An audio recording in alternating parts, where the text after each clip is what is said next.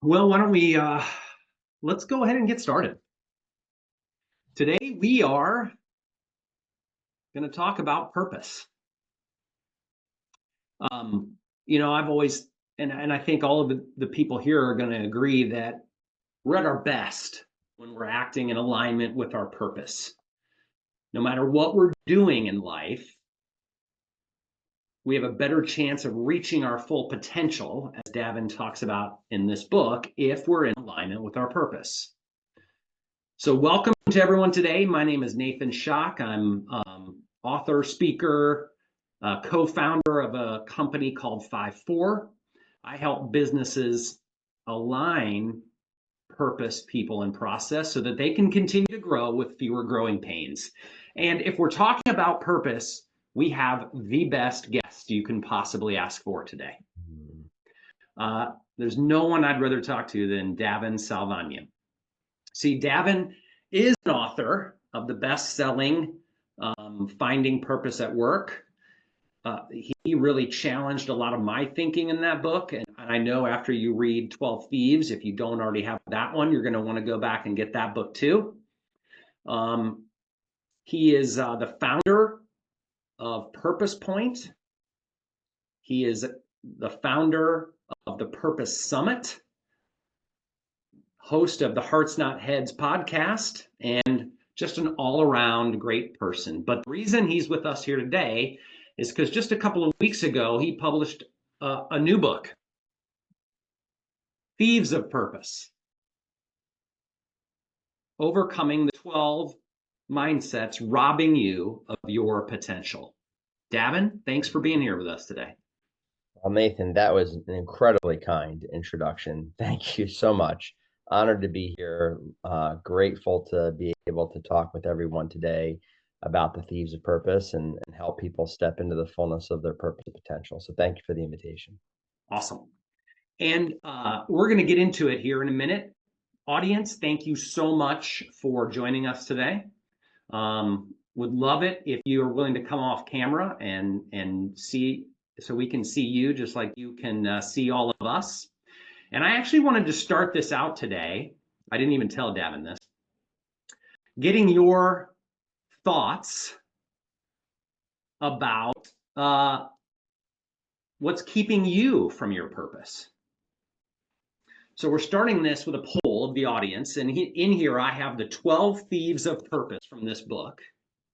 And I want to know which ones are most preventing all of you from achieving your full purpose. So I'm going to leave that up there for just a minute while I make just a couple of announcements, get those out of the way. First, the replay of this event will be made available afterwards. For our clients, it'll be on the platform, put into a course so you can learn from Davin forever. For others, it will be available on a landing page for a couple of weeks. Second, I promised some copies of Davin's new book to the first 10 who signed up and showed up. So we have a lot of people sign up. We had to change the date. And so it'll take us a minute to figure out who were those first 10, but we'll reach out to you and get your mailing address, and I will send you a copy of Davin's book. Third, there's going to be more free stuff here at the end that you're going to want to stick around for, so don't leave early. And then fourth, we took some questions ahead of time, but we will take your questions as we go too. If we have time, Davin will answer your questions at the end. So at any time, you can just type that question into the chat and we'll get to the ones that we can. All right, so let's look at that poll.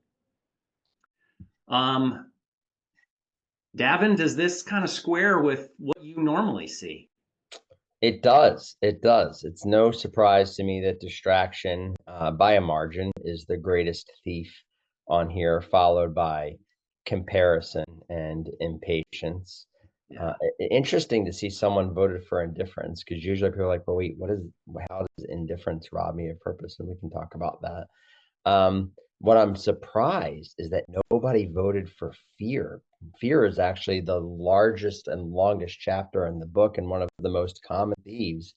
And we've got a bunch of courageous people on today's call because apparently nobody is struggling with fear. So that's kind of an aha, but it's no surprise to me that distraction is number one on here. Love it. All right. Well, let's get into it. Davin, again, thanks for being here. And you know, I first became aware of you. Well, we met on LinkedIn, right? But and then in person in Charlotte. But I first became aware of you with your first book, Finding Purpose at Work. And in some ways, that's kind of the happy version of this, right? It's like, who wouldn't want more purposeful work? But now we're getting into Thieves of Purpose, and that's a little more uncomfortable. Maybe some things we just as soon not talk about. So, what is it that compelled you to write this book? Well, that's a great question, Nathan. So as you mentioned, my first book, Finding Purpose at Work, which I wrote 5 years ago in 2020, was a compilation of, kind of my life story of serving in corporate America for 20 years in different leadership roles, and how I fell in love with the concept of purpose at work and what it means to find that and how you can step into it, and highlighting other organizations who are helping their people find purpose at work, and not just at purpose at work in your life, but finding purpose, or not finding purpose at work in your job, but finding purpose at work in your life. Meaning that if purpose were almost a persona, and you were to look back over your life and say, why is this happening? And how did I end up here? And, how did all of those things prepare me for what I'm doing now? You can actually see the thread that has kind of all the things that have lined up and have taken you to where you're at today. A lot of times we don't understand what's happening in the moment. A lot of times we ask, why is this happening? And then we look back and we go, oh, that's why that happened. And so that was really the nature of the first book. And I spent 10 years, traveling, speaking, coaching, helping individuals and organizations kind of find purpose at work in their life. And what I realized is, as simple as the conversation seemed to me, because it seemed very, very simple. It's not like this large scientific idea, right? It's this idea of, very simply, take an inventory of what you're great at. What are your gifts, talents, abilities, skill sets, insights, experiences that you have, everything that you have in your head and in your heart to contribute to the world. And after you've taken that inventory, then ask yourself, well, where are the greatest needs around me? And those needs can be in your organization, they can be in your home, they can be in your community, it could be the greatest pain point that you see in the world that you want to solve. And then ask, how am I using the gifts, talents, abilities, the things that I'm great at, all these things I just took an inventory of, to do something about the needs that are around me? That's the starting point of purpose. And, for far too often, we've kind of said, okay, no, purpose is, how do I do what I love to do? How do I get paid to do what I love to do? And those are elements of purpose, but they're not the starting point of purpose. The starting point of purpose is inventory of what you're great at, and then combining that with the needs in the world that you want to do something about. And so it seemed simple enough, Nathan, but after 10 years of talking, writing, and speaking on that, I found that people still struggled to step into it. And I'm sitting here going, I don't understand why this is so hard. And so there's a really great video clip out there that I've shared a ton in a lot of my talks, called "It's Not About the Nail." And some of you may have seen that. And if you've seen it, it's one of the funniest clips ever created on YouTube. I highly encourage you to go get it. And there's a scene of a husband and wife sitting on a couch. I'm assuming they're husband and wife. It's a couple sitting on the couch. And the wife is complaining about how her head hurts and she's aching and she doesn't understand kind of like what it is. And then the camera pans and there's a nail in her forehead. And she's completely unaware that there's this nail in her forehead. And so the husband is like, well, maybe it's because you have a nail in your forehead. And she says, will you stop it? You always do this. You always try to fix things when all I need you to do is listen. It's not about the nail. Just sit and listen. Then she continues to go on about how all her sweaters are snagged and all of this stuff. It's quite comical, but it's obvious what the problem is. It's plain to see what the issue is. And so I kind of started to go down this road of, what's the nail in everyone's heads that's robbing them of their purpose? And what I came across was kind of initially 15 different things that our publisher asked me to condense into 12. And so, surprise, some of the chapters have a dual thief in Yep. them. Yep. but I've narrowed it down to these 12 things that I believe that most people are struggling with. That is the nail that's in their head that's robbing them of stepping into the fullness of their purpose and potential every day. And so that's where this book came from. Yeah, and continuing on with that, Davin, it's like your question of why aren't people stepping more into this, right? And often we want to blame our circumstances, right? If only my boss got this, or if only I was in a better job, or if only I lived in a better city, or if only I could start over, right? Like, but who's the primary person holding us back from our purpose? Ourselves. Right? It's ourselves. Yeah. That's And right. it's one of these 12. I was going to ask you about that, 15 things. Yeah. And that is a critical realization, because if we don't understand that, we can always be thinking, okay, I'll live my purpose if only, Hmm. right? If only it's coming, if only this lines up, right? So how did that realization come to you? What was like where you said, okay, now I get it? So, for any of us who grew up in the 80s, watching cartoons, there's always been kind of that whole little demon on this shoulder, angel on this shoulder, and they're like talking into our heads, and we figure out which one we're going to listen to. Um, and so we laugh at that, but the reality is we have those conversations with ourselves every single day. There's positive thoughts versus negative thoughts, good thoughts versus evil thoughts. There's, that self-talk. No one talks to us as much as we talk to ourselves.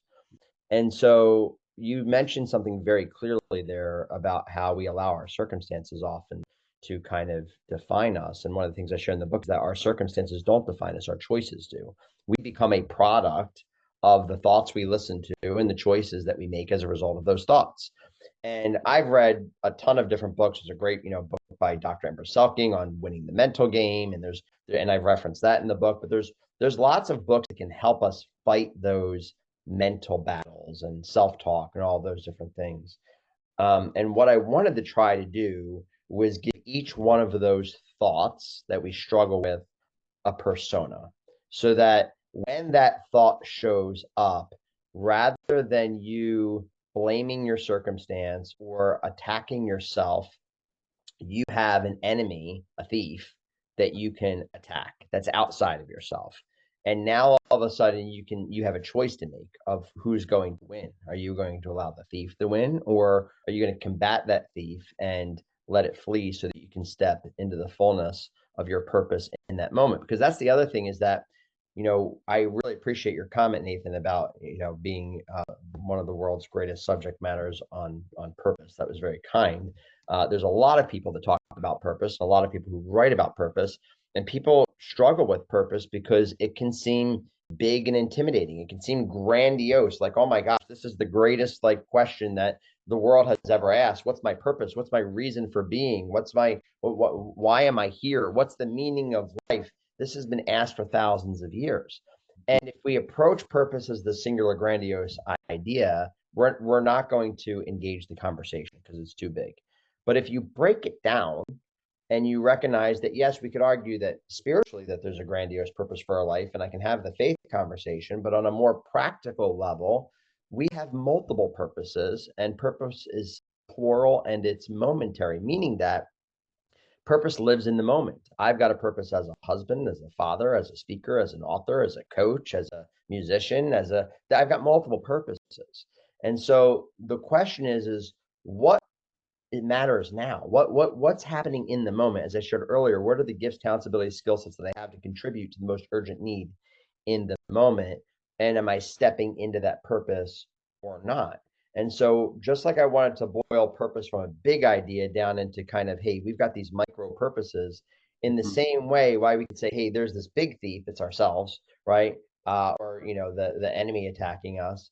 I wanted to break it down to, there's these micro thieves, right? There's this thief of comparison. There's this thief of competition. There's this thief of distraction. There's this thief of excuses. There's this thief of indifference. You name the 12 that were there, so that when they show up in the moment, you're like, I know which thief this is, and I know what to do about it. And it's not going to rob me of my purpose in this Yeah. So as a friend of mine would say, so good. moment. Um, You know, as I'm reading through the book, Davin, you have a lot of personal stories in this, right? You're not pontificating from on high, right? You've encountered and battled these thieves. And as I'm reading along with you, I'm thinking, oh yeah, that's me. Okay, yep, yep. That I've got that one. Yep. I've seen that thief before. So for you, what's the one that you always have to be on the most on guard for? What thief are you is the biggest challenge for you? So it's hard to pick any one over the others. I get asked the question all the time. Which one's the biggest? What's the most one? What eh, I mean, your poll right there did a great job. It was really nice and even. Um, but if we were to reframe the question the way that you just said, and as you said, and I was transparent about this in the introduction, I still wrestle with all 12 of these thieves. So while I've identified them and can tell you what to do about them, how to confront them, it doesn't mean that I've stopped fighting them. I continue to fight them, and probably will for the rest of my life. And that's the perspective that the book is written from. But the one, if you were to reframe the question, ask which one do I find myself battling most, which I don't think anyone's asked me that specific question, Nathan. You might be the first person to ask me that question. It would be distraction, which was the number one that was voted for in your poll. And I think the reason that being is we live in the most distracted society ever. I mean, I have been, even right now, I'm sure different people have different, like some people are your camera's on and you're watching this, and I'm glad that you're here. Others are just listening in because they're multitasking, right? They might be working out or they might be doing, something for work while they're listening to this in the background, no different than listening to the radio. And that's fine. I'm not, whatever your preference is. But the reality is our attention is constantly being demanded of us at any given time by multiple sources. I can't tell you the last time I was sitting around just saying, I have nothing to do. I'm completely caught up. I'm bored. I can't remember the last time I was in that state of mind. There's always Yeah. something to do. For those of you, like, if I showed you this on my phone, some of you might hang up like right now. But if you were to look at my phone, we've got these little icons with little red dots that are on top of them that are constantly distracting us. Hey, you got this notification, this notification, this notification, right? Our phones are constantly even pulling us at, it's like a game. How can I clear all the red dots as fast as possible so I can feel like I'm caught up? My email has 5 figures with a comma. I've stopped cleaning up the email. I've stopped because at some point I started quantifying how much time I was spending a day cleaning up email. And it was like 2 hours of my day not consistent. Like I wasn't like sitting for 2 hours with a cup of coffee doing it. It was 10 minutes here, 15 minutes here. Mhm. But on average, it was 2 hours a day. And over the course of a year, that's like 700 hours. And when you think about that, that is a crazy amount of time that I could reapportion to something that's more important. So I share that, and some of you laugh, and it's funny now. Now it's kind of a game. I want to see how high this baby can go. I want to see if Apple shuts my phone off if it gets to 6 figures.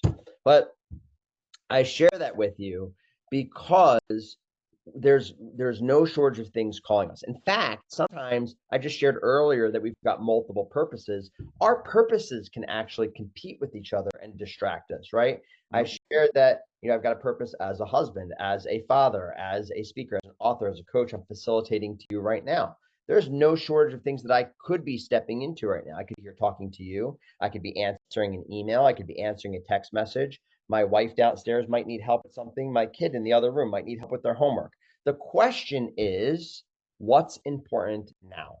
And are you giving your full attention to it? And too often, we try to be all things to all people, and then we end up stressed out, burned out. We don't fill our own buckets.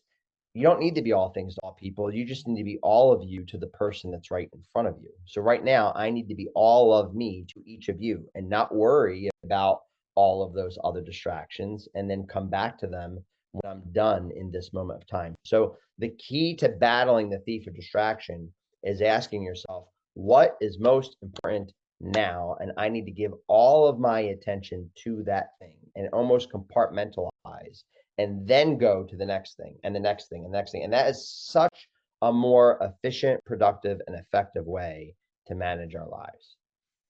Yeah. Yeah. Love it. I identified with a lot of distraction as well. Um, the thing that one of the ones that I really enjoyed too was the way you frame purpose, right? As in, it's not about you, right? That's that big flip that because I love the Ikigai like everybody else, right? And then you were the one in finding purpose at work that made me understand that that order's wrong, right? And so what I loved about flipping that is you can use that question of who is this important to help you get out of some of these thieves, right? Is to say my if I don't overcome this, I can't be what I need to be, like the list that you just gave for my wife, for my kids, for my work. And so often we see, let's just take distraction. We see time management as well, just be more efficient and you'll get more done. But that leaves out why I want to be more efficient and get more things done. It's in service of my purpose to serve other people.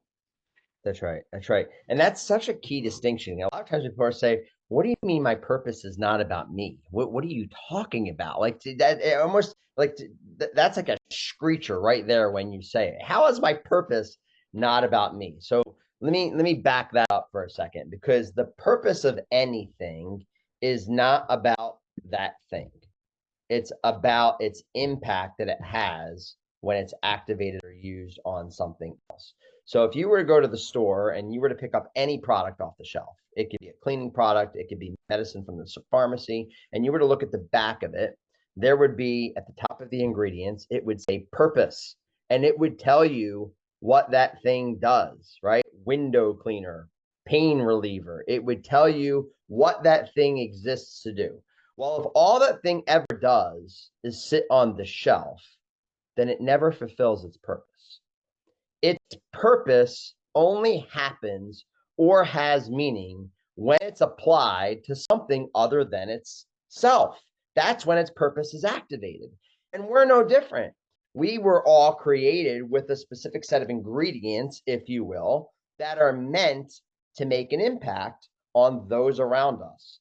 And unless we activate our purpose in community or in service to others, our purpose just sits there on the shelf. And so that's why our purpose isn't about us. My friend Kent Chevalier, who I wrote out in the book, he says it this way: your purpose will always involve you, but it will never be about you. And I said, oh, that's such a great way to say that, Kent. Your purpose will always involve you, but it'll never be about you because your purpose only has meaning when it has impact. And it only has impact when it involves or is about someone else. I shared earlier that, I have a purpose as a musician. I led worship at our church for years and I love playing the piano. And one of the saddest things for me to see is a piano sitting in the corner of an old hotel that hasn't been played for years. And it's probably out of tune and just sitting there. That piano has a purpose, but if no one plays it, the purpose never comes to fruition. And so, in the same way, each of you have a purpose that, unless it involves another person or is used to impact another person, it's no different than that purpose, that piano sitting, in the corner of a hotel or that product sitting on a shelf. Good word. Yeah, the other thing too, Davin, that just struck at me time and time again as I'm reading through this is um, these thieves are there because we're important, right? I think of the book, The War of Art, right? The more important thing that we're doing, the louder the resistance is. That's right.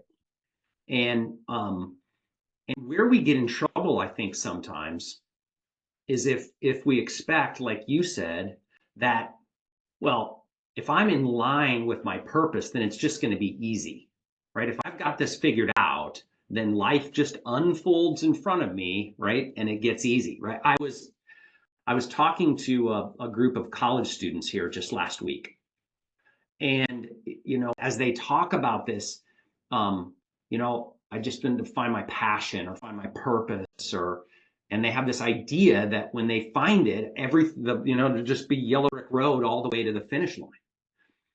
And one of the things you say in the book is that our purpose can be found in our deepest struggles. That's right. Right. So if we are having trouble leaning into our purpose, if these thieves show up, the first thing we can do is not be surprised. That's exactly And right. and maybe just talk about how you use that then, right? Those difficulties to help you figure out what your purpose is in service to others. Yeah, that's a great question. And that you're exactly right. People think that purpose is fluffy, feel good, all positive, but the reality is that once you actually start to intentionally step into your purpose, moment by moment by moment, it actually gets harder. And that's not like that's people are like, well, that's not going to make me want to buy the book or stay on this call. Why would I want it to get harder? But here's the thing: is that we appreciate stories of struggle and overcoming, and a lot of times those stories are the very things that inspire us, but yet we don't want to be the one that's the main character in those same types of stories. If you think about it, every single great movie or great book that you have read has literally a main character and that has a story, and then there is a protagonist or a thief or an enemy that's going to come against that main character in some way. There's going to be the struggle. It's not going to be easy. There's going to be this moment maybe where all hope is lost. And then all of a sudden, there's going to be this climax in the story. You're like, oh my gosh, that's an amazing thing. And then the main character at the end of the story wins. It's the same exact story arc told millions of different times over history. If you take the protagonist or the struggle out of the story is terrible. We don't watch it. We say that was a terrible movie. It was boring, right? Or worse, if the main character doesn't win at the end and the thief wins, we say that was a terrible movie. That had a terrible ending. And our lives are no different, right? We are the main character in our stories. And the more that we step into the story that we were created for, that we were made for, that we were written for, the more the thief and the protagonist is going to attack, the deeper the struggle is going to get. But at some point in time, you're going to win. And when that happens, your struggle is going to be the inspiration that someone else needs to hear in theirs, because that is how life works. You're going to get placed into someone else's path, and they're going to be going through something, and you're going to be able to say, oh my gosh, I so relate to you. Let me tell you about when. And you're going to be used in that moment of time for a purpose that you otherwise wouldn't have been able to use because you walked through that. And so, I don't want to turn this into a sermon, but I'm going to share a life verse of mine.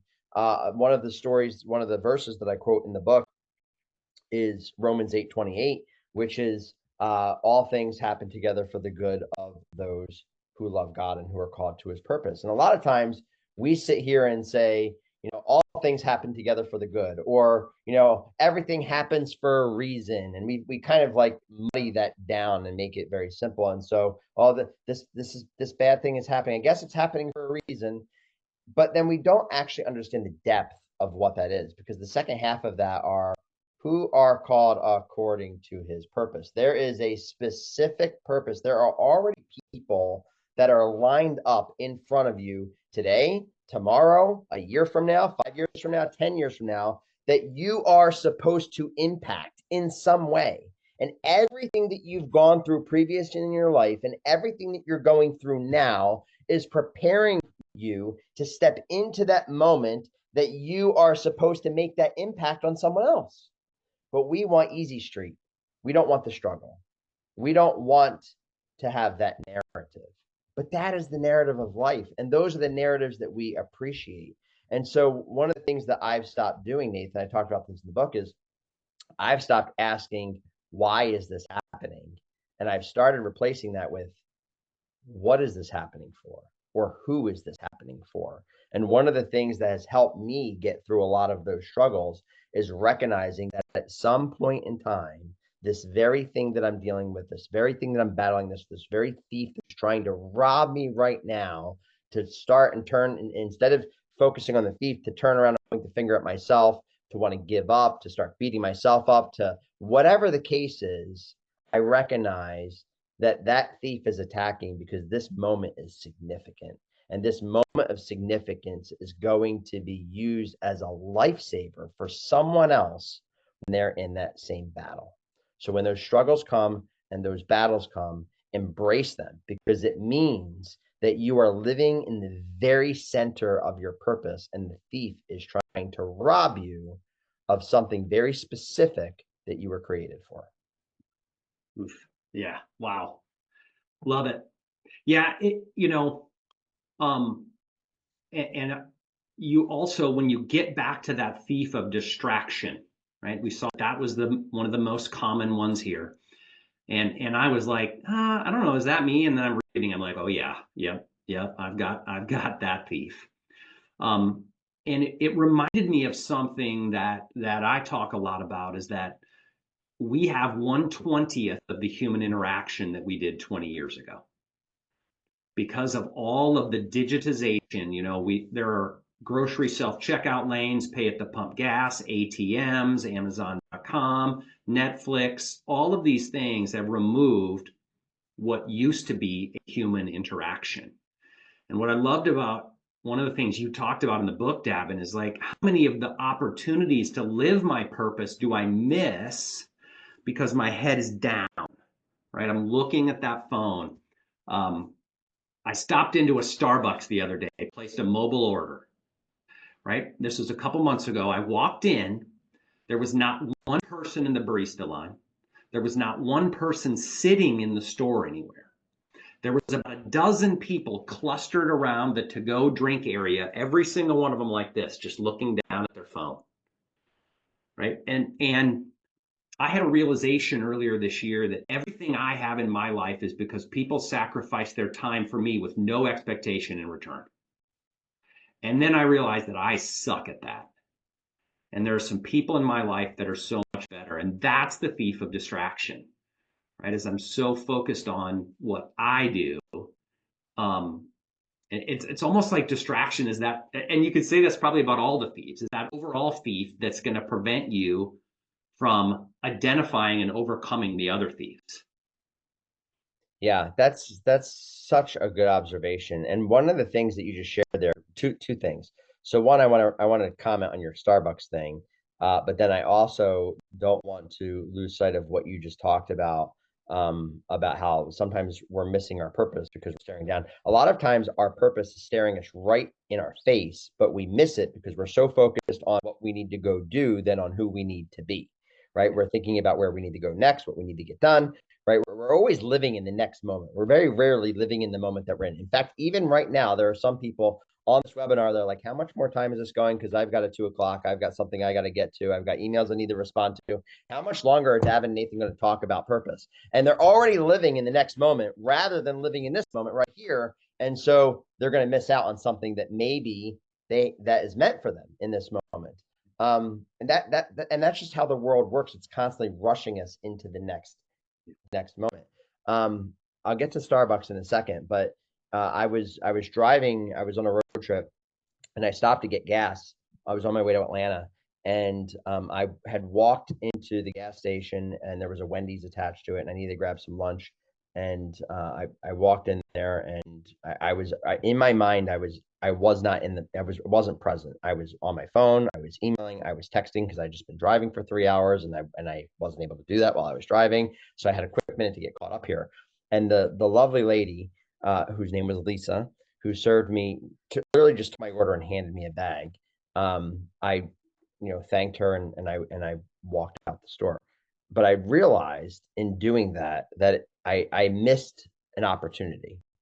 All I did was place my order, grab the bag, say thank you, and leave. And I walked back in.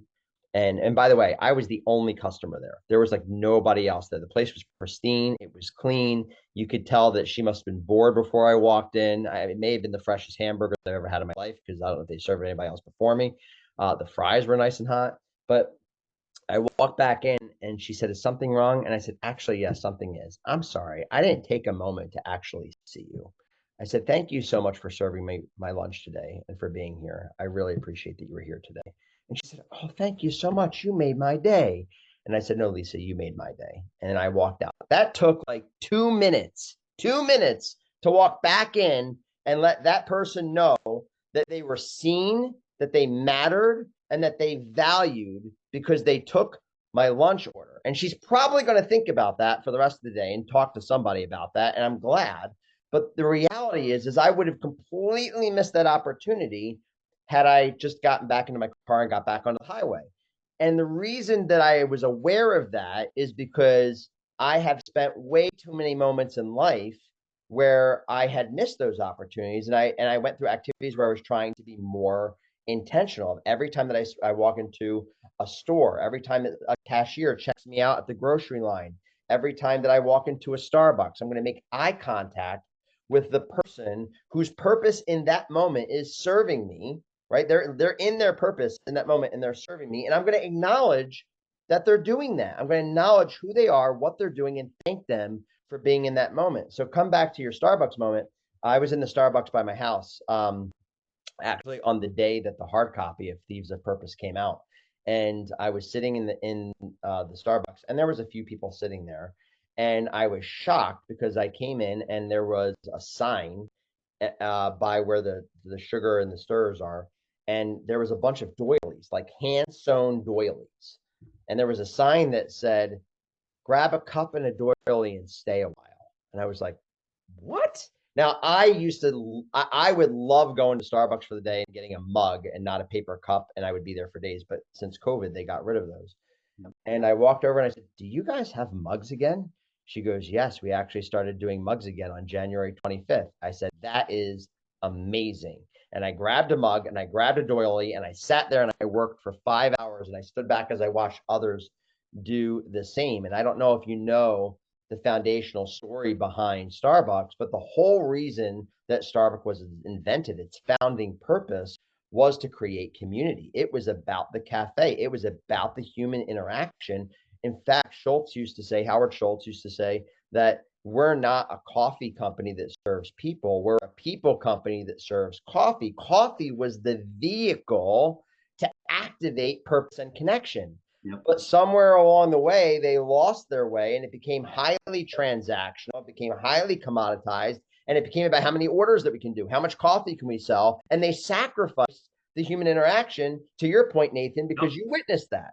Yeah. And now they have a brand new CEO, and the brand new CEO said, "Stop, time out.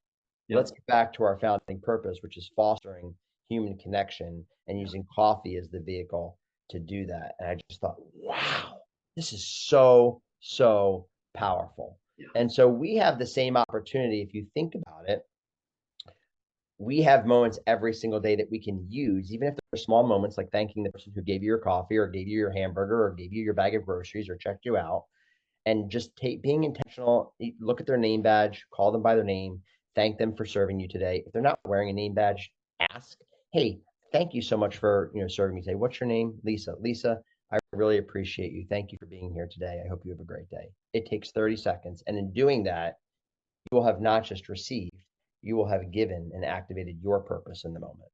Yeah. Oof, I could go on about Starbucks for a long time. But here's what I want to do, Davin. First of all, if you have questions, you can type them into the chat or just raise your hand. We'll unmute you and you can ask your question. Second, if you do want to be eligible to get one of the free books, what I need you to do is click the three little dots up in the corner of your picture and make sure you put your name to what you signed up for. Otherwise, we won't know and be able to connect back to who registered. So just make sure you click the three dots, then hit rename, and then use the same name that you signed up. Davin, we've already got your name. You don't have to worry about it. I was really hoping for a free book, Nathan. But if you have a question, type it in the chat or just raise your hand and we'll get to you. Davin, I think what I want to do now is kind of shift and get a little practical too, right? What are some of those things? How do we not just recognize these thieves, but attack them? How do we overcome them? I know one of the things I loved about this book is at the end of each chapter, you've got like 3 or 4 practical do this, right? This is how you do. But are there any overarching ones that we could send people away with today? So a disclaimer and then an overarching one. So the disclaimer is this: there's nothing that I'm going to tell you today that is a magic pill that if you leave this conversation immediately, you're going to go and do it 100% of the time. It is going to take work because what you're doing is you're literally retraining your neuro system. I'm not going to get into a whole neuroscience exercise here, but that's what you're doing, right? There's a rewiring that has to happen. And so the reason I share that is the number one thing that you need to do, which I already talked about, is to focus on being more present. It's the number one thing is being more present and being more aware in the moment. And we hear that and we've talked about it, but it's like, okay, well, how do you do that? And the answer is practice. And I know that that's not very like, what do you mean practice? It's literally what I mean. Just like I shared about how I've started to be intentional every time that I'm in the presence of another human being who's working in the service industry and they're serving me, I trigger my mind to make sure that I see them, I thank them, whatever the case. Well, guess what? When I first started doing that, I didn't bat 10 out of 10. I probably didn't even bat 5 out of 10. I may have batted 3 out of 10 if I'm lucky. But I recognized that that was something that I intentionally wanted to get.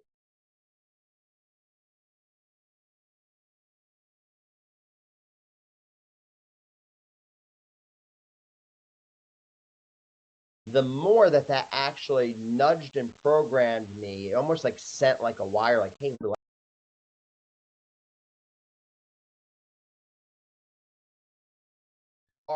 I've got a good friend. His name's Gary Ridge, and Nathan, you were on our podcast recently on Hearts Not Heads podcast, and he has talked us about reframing failures into learning moments. I talk about him in the book, and so recognize that you're going to fail. Like every single one of these things that you're going to read and try to do, you're going to fail.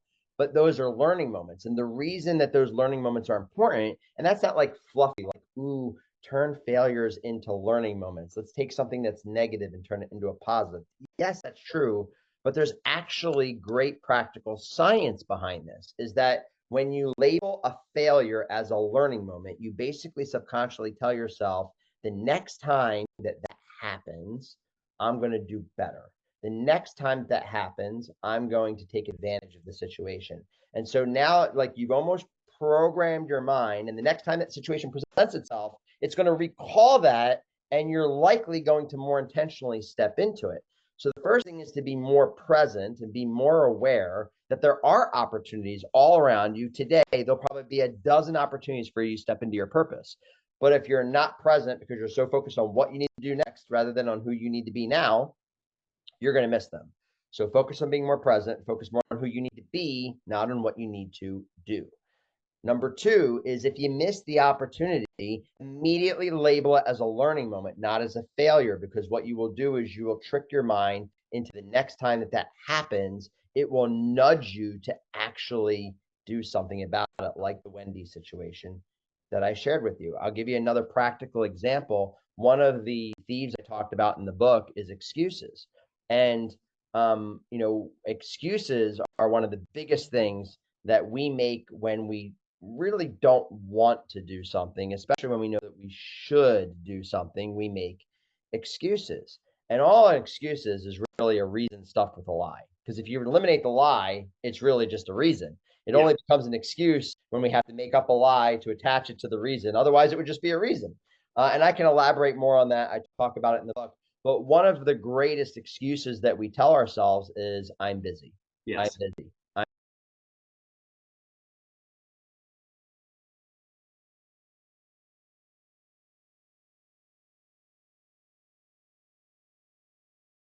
With. It's not a priority. Yeah.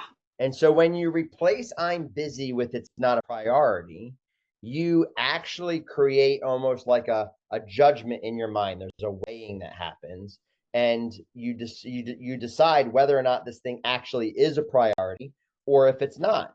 And if when you ask yourself it's not a priority, and you're like, yeah, it really isn't a priority, well, then that's confirmation that you should stay focused on whatever it is that you're doing. If you ask yourself, if you say it's not a priority and you're like, ooh, it really is, and I probably should make it one, then you'll make it one. I'll give you a great example, and I talked about this in the book, is while I was writing the book, my son, Bennett, came into the office and he said, hey, Dad, I need you to fix my toy for me.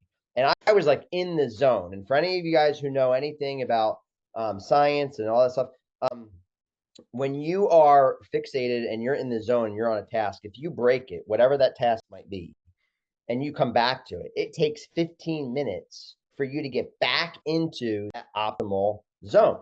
And so I knew that if I stepped away from writing right now to go fix this toy, I would lose more than just whatever time it was going to take me to fix the toy, because I was going to lose my train of thought. I'd have to come back and get back into the optimal zone. So I was tempted to say, not right now, son, I'm busy. And instead, in my mind, I said, not right now, you're not a priority. And I was like, ooh, I would never say that to him. Yeah. I would never say, not right now, you're not a priority. And what it did was give me conviction that the purpose that was more important in that moment was helping him. So I stopped writing. I went and helped him. He then played for another 2 hours. I came back, got in the zone, and I wrote for another 2 hours. And as a result of that, I didn't miss an opportunity to step into my purpose as a dad.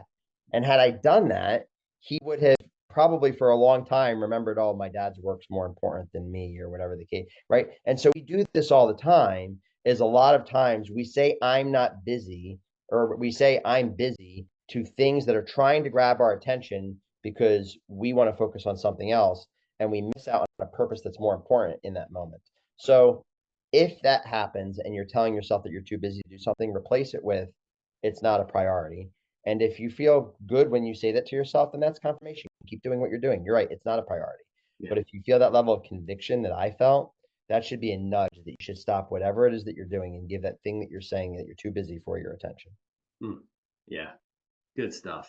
Say, I want to finish with Megan's question here about comparison. And Davin, maybe you could just talk about the two kinds of comparison, because there's actually a good kind, right? But our thief is the wrong kind of comparison. So maybe just touch on that. That's right. That's right. So one of my favorite quotes for a very long time used to be, comparison is the thief of joy. That was attributed to Teddy Roosevelt. And I used to say all the time, well, comparison is the thief of joy.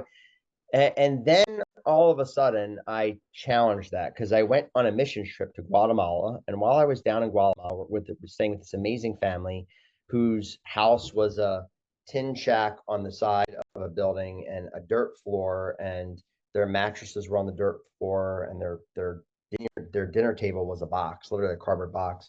And I was down there building a school with a bunch of friends from church. We were there for a week staying with them. And they were the most joyful people I've ever met in my entire life. And all of a sudden, there was this aha that there's a level of joy that this family has and that these kids have that my family doesn't have and my kids don't have. And where is that coming from? And what I realized is that they had so much less than we had. I started comparing myself and what we have to what they have, and started getting in this whole comparison game. And I realized that I had so much to be grateful for. And being grateful and then entering their level of joy brought me joy. And so comparison actually led to gratitude, which led to joy. And that made me think, well, maybe comparison isn't the thief of joy. So then what is? And so I was teaching a class with a bunch of students, and I was saying, okay, debate day. Comparison is the thief of joy, yes or no? And we had this long conversation, and this kid, Easton, in the back of the class, eventually popped his hand up in the air so hard it almost came out of his sock. And he goes, comparison is not the thief of joy. Envy is. And I went, oh, you're right. That's it. Comparison in and of itself is not the thief of joy. Comparison in the form of envy is. So when you compare yourself, you're going to experience one of two emotions. You're either going to compare yourself to those who have more, who've accomplished more, who've achieved more, and you're going to experience envy, or you're going to compare yourself to maybe those who are in a tougher situation than you, who don't have what you have, or are struggling or whatever, and you're going to experience gratitude. And that gratitude might actually be an invitation for you to step into your purpose. Because if you remember what I said earlier, what are the gifts, talents, abilities, skills, such resources that you have? What are the greatest needs that are around you? And how do you use those to step in to those needs? And so we can actually use comparison as a way to help us experience gratitude, which will then be an invitation for us to step into our purpose, which will yield joy. Or we can do what we've always done, which is compare ourselves through envy and allow it to rob us of our purpose. Whew. That is a great way to end.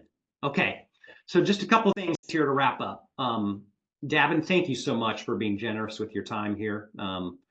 It's this book is going to change a lot of lives, and I'm just proud of you for it. And thank you for sharing your time with us. Here's what you all need to do. So if you're a podcast listener, Davin's podcast that he hosts with the former CEO of WD-40, Gary Ridge, is called Hearts Not Heads. So if you're a podcast listener, go subscribe. Davin, how else can people connect with you? You can connect with me on LinkedIn. I'm very, very active on LinkedIn. I manage my own LinkedIn. Someone's not managing it for me. I probably spend too much time on LinkedIn. It is a positive addiction. I'll just share that. So connect with me. Love to talk with you. That'd be great. And then, of course, for resources, books, podcasts, all sorts of stuff, you can go to davinsalvagno.com. There's lots of stuff there for you. Again, we'll follow up with books. If you weren't one of the lucky ones to get it, I guarantee you will not regret picking it up. So go to Amazon, get a copy of the book, leave Davin a good review, and then you'll want to buy the first one too. Finding Purpose at Work. I know we got a lot of business leaders on this call, and that's also a great book. Now you may have come into this thinking, boy, I don't know what this is going to be about, but now your head is reeling and you're like, wow, how do I step into my purpose? How do I overcome these thieves? And if you want to talk about that, I would love to just one-on-one talk more with you. So I'm going to open it up to anyone who is on this call. I'll have Maria just drop in a link. You can schedule a time to meet with me, and we'll just for 30 minutes just talk about what's your thief? What's holding you back? Maybe you've identified it. Maybe it's all 12. Maybe you haven't yet. But if you just want someone to talk to about that, I'd love to follow up with you. So you can just click on that link right there, and we will be able to have a good Zoom, but just one-on-one. All right, everyone, join me in thanking Davin for his time. Thank him for the effort that went into writing this book, this important book for the world. We wish you all the best, Davin, and thanks for joining us, and have a great rest of your day. Thank you, Nathan, and thank all of you. Pleasure to be with you today.